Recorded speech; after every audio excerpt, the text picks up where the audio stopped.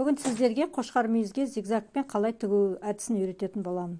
Каналыма қош келдіңіздер. Лайк басып, комментарий қалдырып кетіңіздер. Оюды тігетін кезде бетіне қандай ою жапсырылды, сондай матадан тігіледі. Мына жерде біз ақ айварий цвет оюдан жапсырдық, матадан жапсырдық. Оюымыз енді жібімізде айварий цвет жіп болу керек. Егер де мынау көк ою түскен кезде, ол кезде көк болатын еді. Қазіргі таңда мына біз айварий цветпен тігіп жатырмыз. Енді жегіне қоясыздар.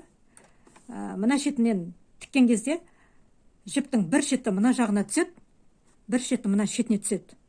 Немесе мына ішкі жағына түсуге де болады, жаймен де былай білдіртпей әдемі тігуге болады. Бірақ мына жерден былай қып ақ жіп аттап кетпеу керек. Өйткені мына жаман көрініп қалады. Мына жерге ақ жіп түссе, ақ жіп мына шетінен білмей түсіп отыру керек. Мынаның жегімен жүріп, бір шеті былай жегімен жүреді, бір шеті былай ішімен жүреді. Мына жақта менің тіккен, мінекей мен сіздерге қазір көрсетіп өтейін. Мінекей мынандай қылып тігіледі. Мына қарасаңыздар, мына ақ бетіне түскен, матаның бетіне түскен, мына жіп, мына шетіне түскендері көрінбейді. Көрдіңіздер ме? Кейде болады, енді қаншыққамен бұл не болғаннан кейін аттап кетуі мүмкін, бірақ не құрылым ыңғай келсе аттамағандарыңыз абзал. Мына шетінен тікпеңіздер, матаның үстіне салып тігіп отырасыздар. Бір шеті көктің үстіне түседі, бір шеті матаның бетіне түсіп отырады жіптің. Ыңғай келсе, сосын тігетін кезде білінбейтін жерден бастаған жөн абзал. Мынандай бұрыштарынан, кейбіреулер мынандай бұрыштарынан бастап жатады. Мен өзім ыңғай келсе, мынандай ішкі жағынан, былай ішкі жағынан, немесе мынандай жерінен тігемін көбіне. Өйткені жалғасқан кезде білінбей кетеді, айқасқан кезінде білінбей кетеді. Мына шетін, мына жағына қоясыздар, бергі шетіне қоясыздар, былай қып.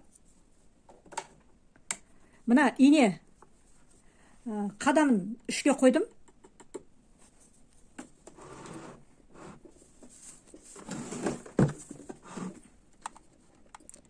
Мінекей бір көрсетіп өтейін сіздерге. Қадамын зигзагты мынаған қоясыздар. Мынаған зигзагты қоясыздар да, қадамын үшке қоясыздар.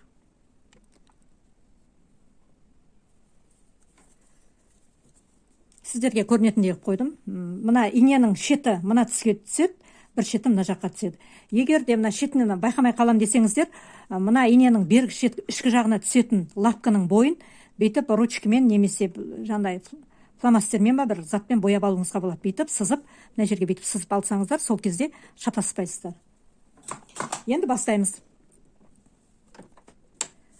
Жаймен инені бір айналдырып өтесіздер. Жіпті ұстап отырасыздар, желательно жіп шығып кетпеу үшін.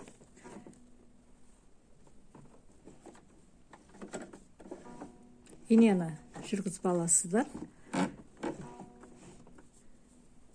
Мінекейіңіз.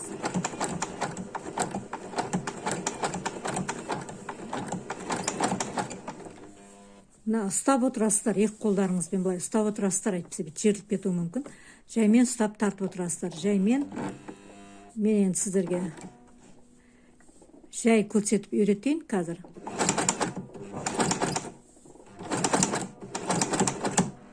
Мына шетіне келген кезде, ұшына келген кезде, инені кіргізесіздер да, ұшына келген кезде, ине мына жағында, мына бетіне қалып қоймау керек, ине мына бетіне ішкі жағына, лапканың ішкі бетіне түсу керек ине, айналатын кезде. Сол кезде бұлай айналған кезде, мына шетіне, ине мына бергі шетіне түседі.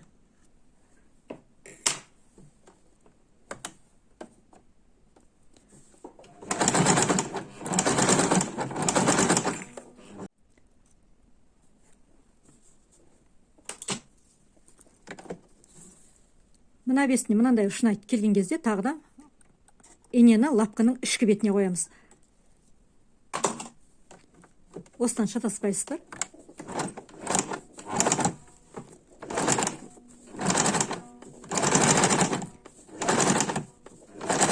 Өстіп аяқта жаймен басып отсаңыздар, асықтырмай бассаңыздар, басып отсаңыздар, өстіп жаймен үйреніп кеткенше өстіп жай тігуге болады.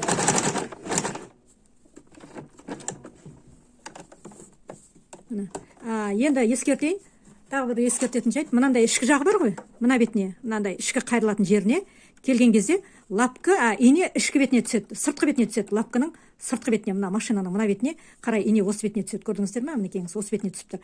Ал мына ұшына келген кезде, қайратын кезде ине бергі бетіне түседі. Мінекейіңіз ішкі бетіне түсті. Былай тіккен кезде былай кетеді. Сосын жаймен кете бересіздер.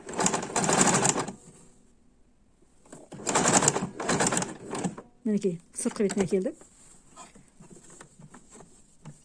Осыны жаймен тігіп кете бересіздер.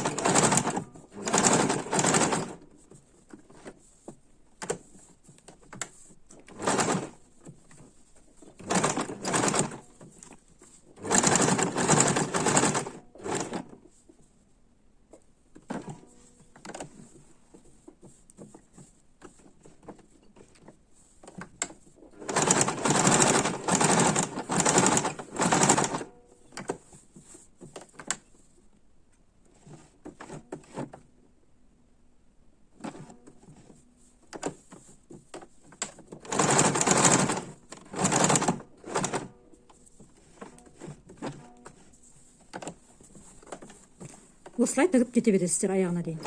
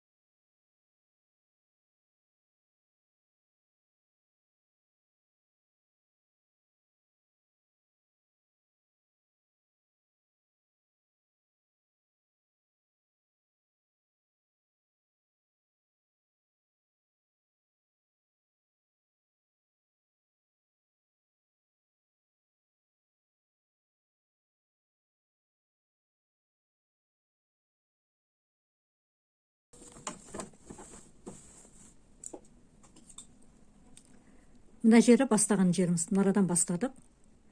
Қазір мына жерге дейін бір тігіп өтем, сосын бір бекітіп алып, тігісті тоқтатамын. Қазір.